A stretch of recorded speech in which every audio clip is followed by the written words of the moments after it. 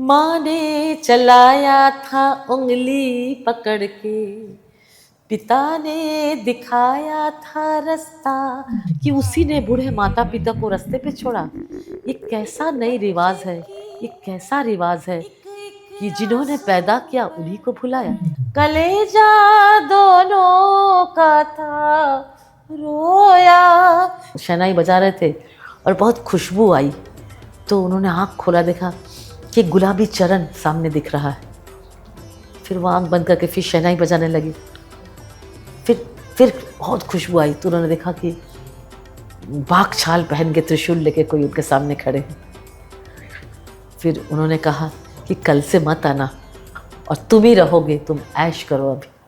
मिर्जापुर कैले गुलजार हो, कचौड़ी गली सोन कैले बलमो। और वो रियलिटी शोज में क्या वो 1 साल का मेहमान होता है, क्योंकि फिर दूसरा आ जाता है, क्योंकि उसकी तपस्या नहीं है। लेकिन जो साधना करता है ना, मैंने उनको अपने आंखों से देखा है कि 90 साल की उम्र में भी अमिताभ बच्चन जी भी उनके साथ एक फोटो खींचना चाहते हैं। सुन कैले सोन कैले बलमो, मिर्जापुर कैले गुलजार हो, कचौड़ी गली सोन कैले बलमो।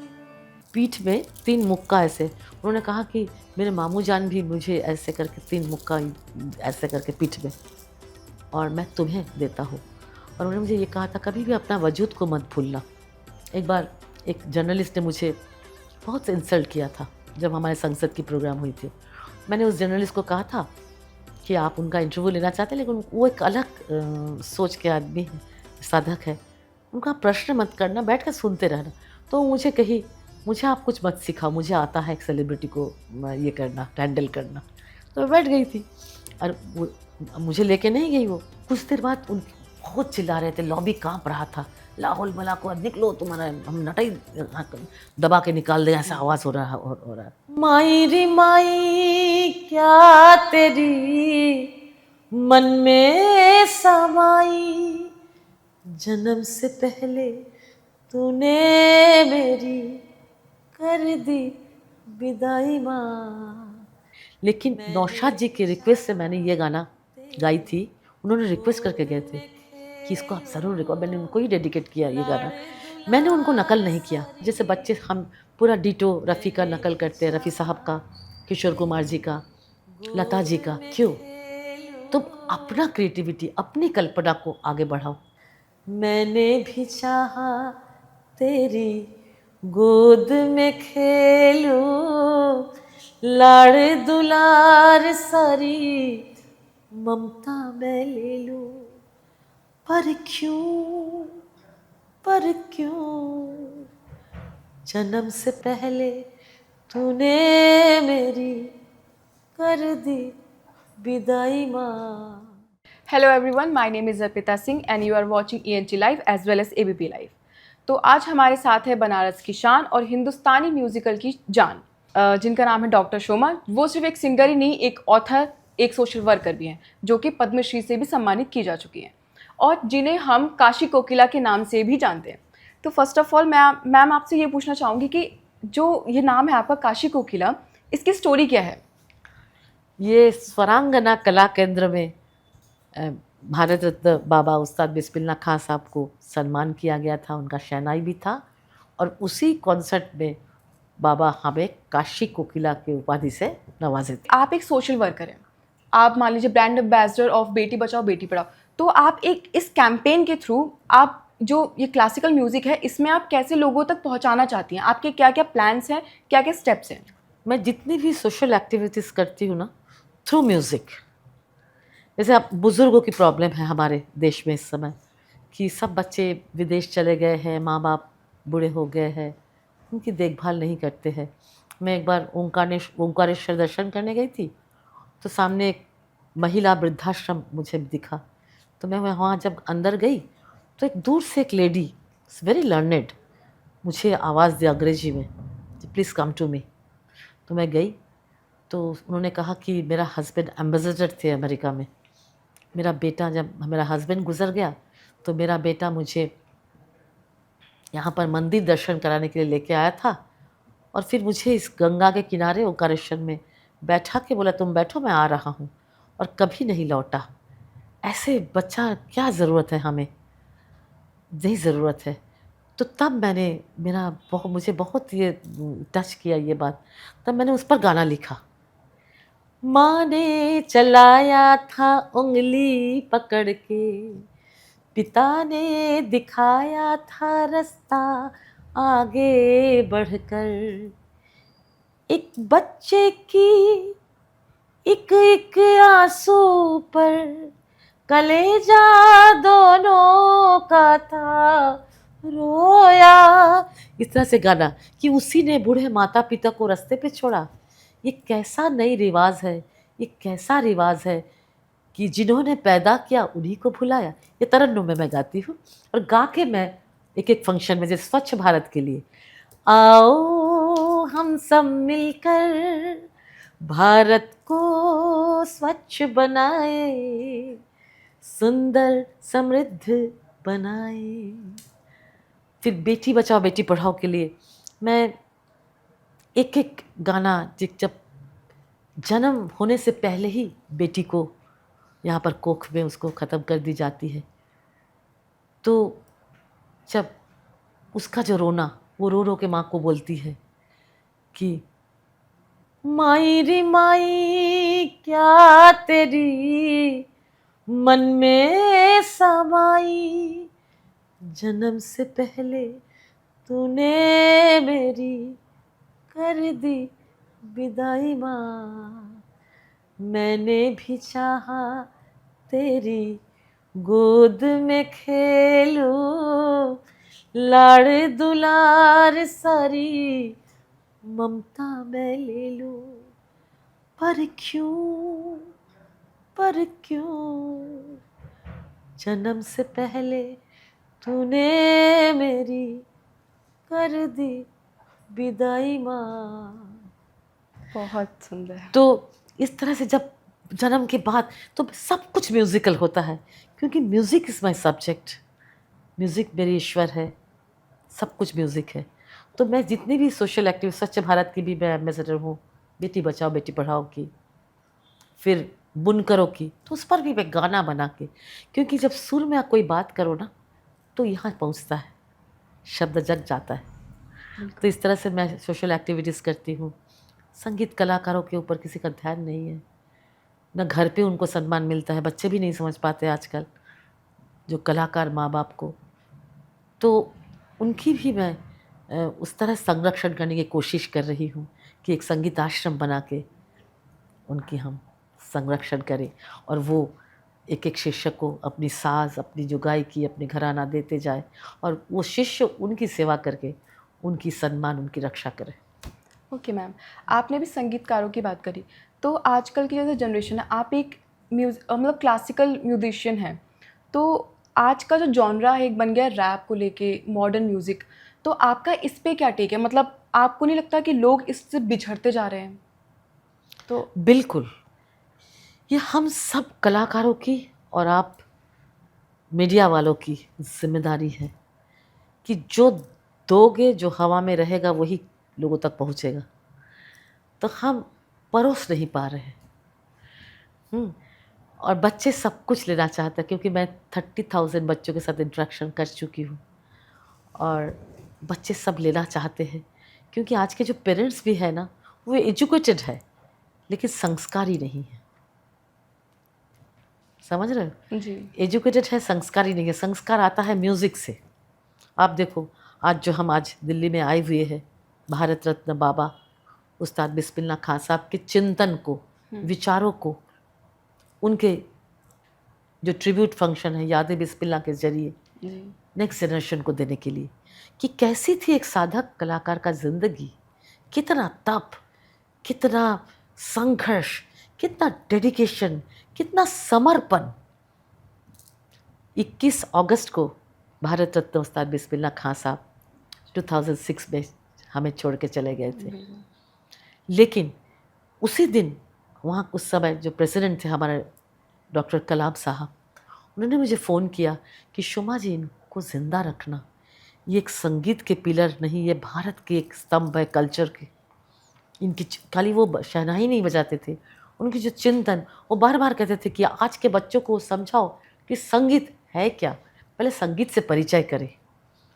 अब तुमको सुन के हैरानी हो जाएगी कि वो रोज़ सुबह 4 बजे उठ के गंगा जी नहाते थे, फिर बालाजी के मंदिर बनारस में मणिकर्णिका घाट के पास है, वहाँ शहनाई बजाते थे, फिर विश्वनाथ मंदिर में जाते थे। उनके लिए संगीत ही मज़हब था। और जब एक दिन वो एकदम दुखी होकर बजाने लगी कि हम रोज़ आते हैं और मेरे घर पे एक एक दाने के लिए लोग मोहताज है, खाना पीना नहीं चल रहा है, तब उनको बहुत शहनाई बजा रहे थे और बहुत खुशबू आई। तो उन्होंने आँख खोला, देखा कि गुलाबी चरण सामने दिख रहा है। फिर वो आँख बंद करके फिर शहनाई बजाने लगी, फिर बहुत खुशबू आई। तो उन्होंने देखा कि बाघ छाल पहन के त्रिशूल लेके कोई उनके सामने खड़े हैं। फिर उन्होंने कहा कि कल से मत आना और तुम ही रहोगे, तुम ऐश करो अभी। तो वो आशीर्वाद मिला। उन्होंने इतनी साधना किया, इतना आसानी से थोड़ी ना मिलता है। तो आज भी देखो उन्होंने मुझे बेटी बनाए कि उनको, और फिर जिस दिन वो गुजर गए तो कलाम साहब का फ़ोन आया कि उनको ज़िंदा रखने के लिए। तो इसीलिए मैं यादें बिस्मिल्लाह करती हूँ कि उनकी खाली, उनको ऐसे याद, उनके शहनाई सुन के खाली याद नहीं रखना, उनकी बातों को, उनके विचारों को, उनकी गुरु भक्ति, उनकी जो फ़कीरीपन, कि आज लोग सोचते हैं कि हम जब तक रियलिटी शो में नहीं जाएंगे मेरा नाम ही नहीं होगा। ज़रूरत नहीं है, देने वाला तो ऊपर वाला है। और अगर साधना स्ट्रॉन्ग है, और वो रियलिटी शोज़ में क्या, वो 1 साल का मेहमान होता है क्योंकि फिर दूसरा आ जाता है, क्योंकि उसकी तपस्या नहीं है। लेकिन जो साधना करता है ना, मैंने उनको अपने आँखों से देखा है कि 90 साल की उम्र में भी अमिताभ बच्चन जी भी उनके साथ एक फ़ोटो खींचना चाहते हैं। ये जो चार्म, ये जो ग्लैमर, वो खाली ऊपरी सौंदर्य से नहीं आता है, वो जो अंतर के गुणों से आती है। जब तुम्हारा अंतर का साधना इतना स्ट्रांग होना, तो क्या कपड़ा पहने हैं, वो क्या कितना मेकअप, वो नहीं मायने रखता है। तब ऊपर वाला की देन उनके ऊपर चमकता है और उनको सब उनके सामने अपना सर झुकाता है। तो तुमको एक चीज़ बता रहे, तुम भी ज़रूर आना। वो 21 अगस्त को चले गए थे, लेकिन मैं 20 अगस्त को ये प्रोग्राम कर रही हूँ जनपथ होटल इंदिरा गांधी कला प्रतिष्ठान में, शाम को 6 बजे। और तीनों शहनाई की ट्रायो है। खान साहब के ग्रैंडसन आ रहा है बनारस से, और यहाँ लोकेश आनंद, आफाक बिस्मिल्लाह खान, जाकिर बिस्मिल्लाह खान, इन लोग तीनों का ट्रायो है। और एक फ़िल्म हम दिखाएंगे उस दिन, डॉक्यू ड्रामा, जो कि 3 नेशनल अवार्ड विनर डायरेक्टर शुभंकर घोष जी ने बनाया है। जन्म से लेकर मृत्यु तक उनकी पूरी ज़िंदगी उसमें दर्शाया गया है। और मैं उनकी पसंदीदा चीज़ गाऊंगी। जैसे उनको कजरी बहुत पसंद था ना, तो मैं उनके उन्होंने जो धुन, कजरी की धुन को पॉपुलर किया था, मिर्ज़ापुर कैले गुलजार हो, कचौड़ी गली सोन कैले बलमो। तुम्हें कजरी पता है ना, कि जब बरसात के रात में जब प्रियतम दूर हो, प्रियतम पास में नहीं हो, तो ये दुख की गाना है। और जब बारिश का रात हो, प्रियतम ना हो, और तो रात काजल की तरह काली लगती है, तो उससे वो कजरी नाम पड़ा है। सुन कैल बलमो, सुन कैल बलमो, क्योंकि इस गायिका की जो हस्बैंड थे ना, वो रंगून चले गए थे मिर्ज़ापुर से जहाज पे चढ़कर, वो फ्रीडम फाइटर थे। सुन कैल बलमो, सुन कैल बलमो, सुन कैले, सुन कैले, सुन कैले बलमो, मिर्ज़ापुर कैले गुलजार हो, कचौड़ी गली सोन कैले बलमो। मीनिंग समझ में आया कि वो तुम मिर्ज़ापुर में वो रहती थी और वहाँ से वो चले गए रंगून, तो यहाँ पर गली गली सुन पड़ गया, मैं भी सुनी पड़ गई हूँ, मैं अकेली हो गई, रो रो के कजरी गाती है। ये हमारे बाबा ने डुएट किया था। तो जैसे अभी आपने बताया कि हम हमेशा उन्हें याद करते हैं, हर साल से याद करते आ रहे हैं। आप 4 बार पहले भी लोगों को सम्मानित कर चुकी हैं, तो इस बार 20 अगस्त को कौन होने वाला है जिसको आप सम्मानित करेंगे? क्या बात, आपने बहुत सुंदर प्रश्न कर लिया। मैं बोलने ही जा रही थी इस बात को। जब पहली बरसी बनाए थे उनको, तो हम पद्म विभूषण पंडित किशन महाराज जी जो बनारस के तबला मार्तंड थे उनको किया था। सेकंड, मैं हर साल नहीं करती हूँ, जब हमारे दिल से आता है कि हाँ यही शख्सियत है जो कि उनके ये सम्मान लेने लायक है। भारत रत्न पंडित भीमसेन जोशी जी को सिल्वर शहनाई से सम्मान किया था, भारत रत्न उस्ताद बिस्मिल्लाह खान सम्मान। थर्ड मैंने दिया था पद्म विभूषण विदुषी प्रभा अत्रे जी को, और फोर्थ दिया था पद्म विभूषण पंडित जसराज जी को। और ये फिफ्थ अवार्ड जो हम दे रहे हैं, बताइए गेस कीजिए किसको दे रही हूँ। ये तो आप ही बता ये सकते हैं। हमारे भारत और दिल्ली के शान है, पद्म विभूषण उस्ताद अमजद अली खान साहब को दे रही हूँ, सरोद मिश्र। और 12 सितंबर को यही प्रोग्राम मैं बॉम्बे में भी कर रही हूँ, और वहाँ पर दे रही हूँ बहुत बड़े तबला साधक पंडित सुरेश तलवारकर जी को, वो भी पद्मश्री है, उनको दे रही हूँ फिफ्थ ये सम्मान। तो मैम आपको भी पद्मश्री अवार्ड मिला, तो आपका वो फीलिंग कैसा था? आप उसको डिस्क्राइब करना चाहेंगी कि वो उस मोमेंट पे आपका फीलिंग कैसा था? वो मुझे 2016 में मिला था, जी। प्रणब मुखर्जी के समय, माननीय प्रणब मुखर्जी के हाथों से मिला था। और ये अवार्ड में पैसा तो नहीं है लेकिन सम्मान बहुत है, क्योंकि एक तो राष्ट्रपति देते हैं, सामने प्रधानमंत्री बैठे रहते हैं, बड़े होम मिनिस्टर बैठे रहते हैं, तमाम सेलिब्रिटी बैठे रहते हैं, और पूरा दुनिया को मालूम है कि ये भारत का सर्वश्रेष्ठ सम्मान है। लोगों की नज़रिया बदल जाती है ये सम्मानित व्यक्ति को देखकर। तो मैं तो संगीत के जरिए आपने कहा कि मैं समाज को बहुत कुछ देना चाहती हूँ, बहुत कुछ करना चाहती हूँ, सिर्फ गायिका बन के रहना नहीं चाहती हूँ। तो पद्मश्री मिलने के बाद मेरा काम दुगुनी तिगुनी चौगुनी हो गई है, आसान हो गया है बहुत। ओके। तो मैम आप एक सिंगर तो हैं, आप, मैंने ये भी पढ़ा आपके बारे में कि आप ऑथर भी हैं। तो जो आपने लिखी थी बुक उस्ताद जी के उसमें, तो वो आपका क्या आइडिया आया कि आपको लगा कि आपकी फर्स्ट बुक थी, तो क्या आइडिया था कि आपको इस पे बुक लिखनी चाहिए? इसलिए मैंने लिखा, पूरा दुनिया तो स्वार्थी है ना, सब अपने बच्चों को ही प्रमोट करते हैं, लेकिन बाबा भारत रत्न बिस्मिल्लाह खान साहब कुछ अलग ही मिट्टी के थे, जो कि उनका जैसे सांस ही सुरों का था, और उनका रिश्ता सिर्फ सुर से ही था। उनके 9 संतान थे, लेकिन उन्होंने जो प्यार मुझे दे के गए हैं ना, शायद ही कोई दे किसी को, क्योंकि उन्होंने मेरे सुर से इतने प्रभावित हुए, मेरे गाने से, कि उन्होंने मुझे अपना लिया। और उनका मेरा कोई परिचय नहीं था उनके पास, खाली 3 मिनट मैंने गाना गाई और वो गाना सुन के उन्होंने मुझे बेटी मान लिया। और सिर्फ माना नहीं, वो प्रमाण करके गए कि मैं उनकी बेटी हूँ। ये बहुत बड़ी बात है कि हम चाहते थे कि वो क्या है लोग, क्योंकि मैं जितना करीबी से उनको पाया हूँ ना, सब लोग नहीं देख पाए हैं। तो मेरी जो जर्नी था 2001 टू 2006 उनके साथ, तो जो मैंने उनसे सीखा पाया संदेश मैं बांटना चाहती हूँ, इसलिए मैंने ये किताब लिखा कि उनकी एक एक बात जो है, उन्होंने कहा जब मैं आखिरी मुलाकात उनसे मेरी हुई थी, तो अगस्त में चले गया था, मैं जुलाई में बनारस आई थी उनसे मिलने के लिए। तो उन्होंने मुझे पीठ में 3 मुक्का ऐसे, उन्होंने कहा कि मेरे मामू जान भी मुझे ऐसे करके 3 मुक्का ऐसे करके पीठ में, और मैं तुम्हें देता हूँ। और उन्होंने मुझे ये कहा था, कभी भी अपना वजूद को मत भूलना, कुछ भी गाना, लेकिन जो तुम हो तुम उसको दिखाना, और कभी किसी से डरना मत।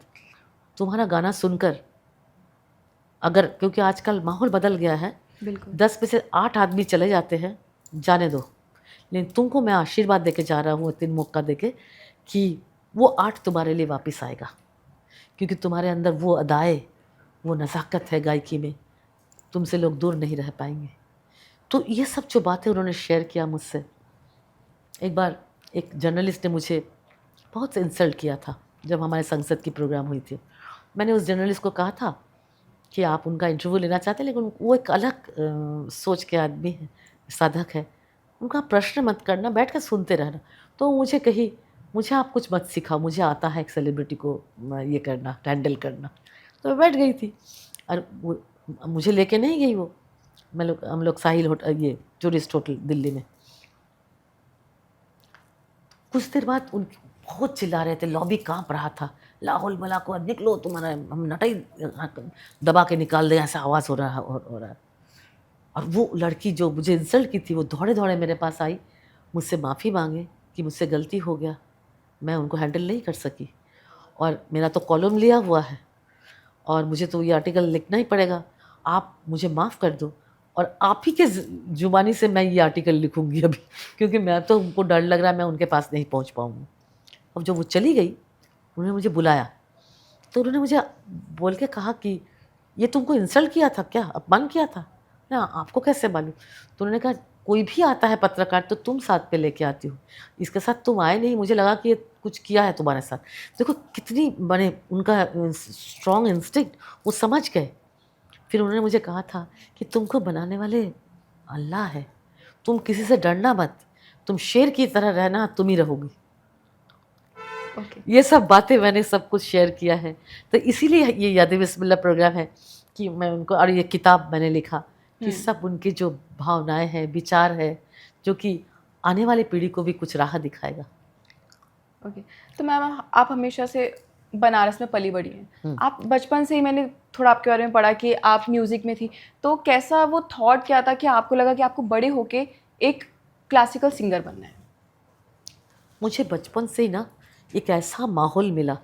देखो हम, तुमने कहा ना कैसे आप ये सब इश्यूज में काम करते हैं, हाँ। क्या है आपका तरीका। हमने ये अपनी ज़िंदगी समझा कि जो कुछ भी मिलता है अपने घर से मिलता है, अपने माँ से मिलता है। तुम अगर 100% संस्कारी हो ना, तुम्हारा बच्चा कभी बिगड़ ही नहीं सकता, क्योंकि माँ इज़ द फर्स्ट टीचर। तो मेरी माँ ही मेरी आदर्श है, श्रीमती अर्चना चक्रवर्ती, जो कि एक बहुत उम्दा लेखिका, पोएटेस, एक बेहतरीन गायिका, साथ में जो एक नारी की जो भूषण है ना, सेवा, सहनशीलता, सबकी देखभाल करना, सब कुछ मैंने माँ से सीखा है। तो माँ के गोद में बैठ के मैं गाना सीखती थी और माँ दूसरे स्टूडेंट्स को सिखाते थे। उस समय का माहौल था कि औरतें बाहर नहीं जाती थी। जो संतोष, ये भी मैंने माँ से सीखा है। मैं पूछती थी, माँ तुम इतना टैलेंटेड हो, तुम बाहर नहीं गए? तो माँ कहती थी अब तुम लोग को इतना अच्छी तरह से पाले हैं, ये मेरी अचीवमेंट है, हमें कोई रिग्रेट नहीं है। ये भी मैंने उनसे सीखा। चिल्ला के क्या आप कुछ हासिल कर सकते हो? हम अपने गुण से कुछ हासिल कर सकते हैं। तुम्हारे सामने लोग झुक जाएंगे। ये एक माँ की प्रति, ये माँ ऐसी होनी चाहिए। आज देखो बच्चे क्यों क्यों इतना डिजिटल सेवी हो गए हैं, क्योंकि पेरेंट्स समय नहीं दे पा रहे। समझ रहे हैं कि नहीं? पेरेंट्स से नहीं पा रहा उसको कुछ। हम 30,000 बच्चों से इंटरेक्शन किया है।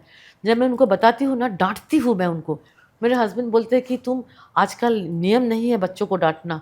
मैंने कहा वो बुरा नहीं मानेंगे, वही बच्चे बुरा तो मानते ही नहीं है, आके मुझे पप्पी दे के बोलते हैं मेरे माँ ने ऐसा नहीं सिखाया, आपने जो मुझे सिखाया। तो बताओ कितना अच्छा लगता है। बिल्कुल। ओके, अगर मैं आपसे कहूँ कि आपका एक फेवरेट गाना, अगर उसकी आप 4 लाइनें गा देंगी तो मेरे लिए, हमारी ऑडियंस के लिए बहुत बड़ी बात होगी, तो गा दीजिए आप। हाय मर जाएंगे हम तो लुट जाएंगे, अपने दर्शकों के लिए। ऐसी बातें किया ना करो,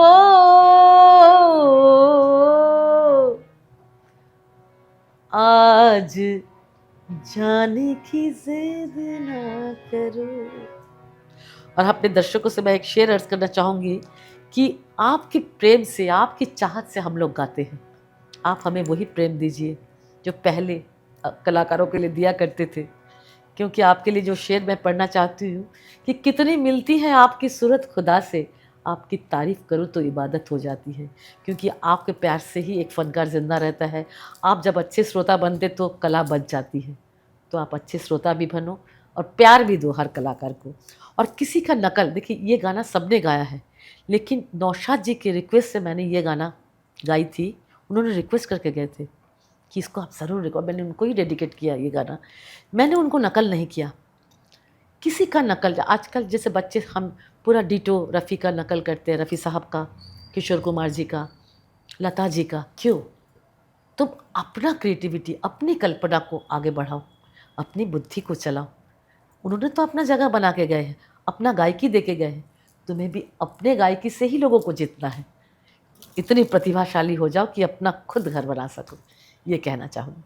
किसी का नकल नहीं, इसको मैंने अपने अंदाज से गाया है, नकल नहीं किया, इसलिए मैंने गाया ये गज़ल। मैम, बहुत ज़्यादा अच्छा लगा मुझे आपसे बात करके। Thank you so much for coming. My pleasure.